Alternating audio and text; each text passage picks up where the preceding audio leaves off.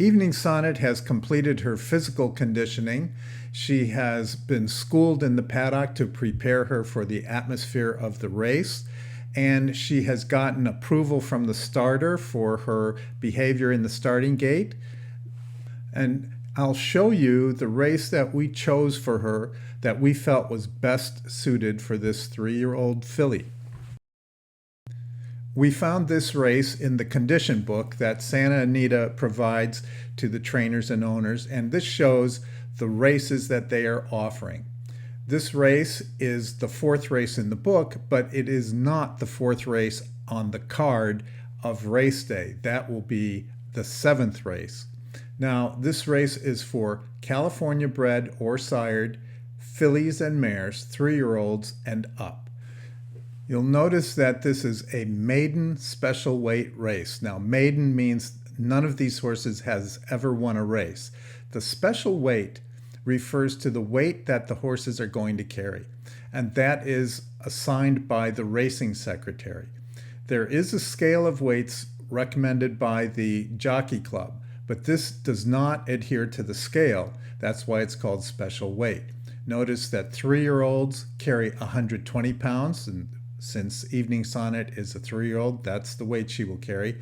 Older horses, and there are a few older horses in this race, will carry 125 pounds. They get a little bit of a penalty because they're older and more mature. The racing secretary would prefer to fill this race with horses which have not started for a claiming price of $40,000 or less. They want a little higher class horse in this race. So that means the competition should be a little tougher in this race. Now, the distance is listed as 5 furlongs on the turf. Once the entries have been closed, no one else can enter any horses.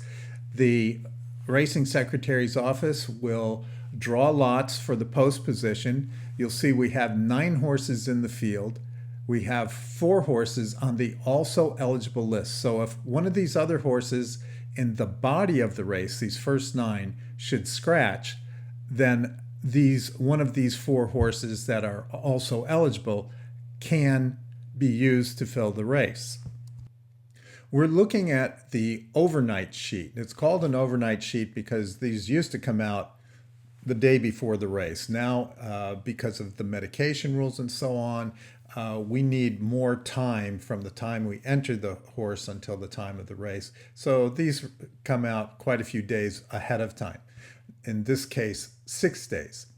So this is the 7th race on the card. The C4 means condition book race 4, but on the actual race day, this will be the 7th race. The purse is $65,000. This gives the condition of the races: California bred, maidens, fillies, and mares, 3-year-olds and up. We also have the distance and rail at 20 feet. So we can protect the turf course by moving the inside rail out or in. And that keeps the horses running on a different path from day to day. Otherwise, we would have the inside of the track, the turf would just be a wreck and wouldn't last long at all.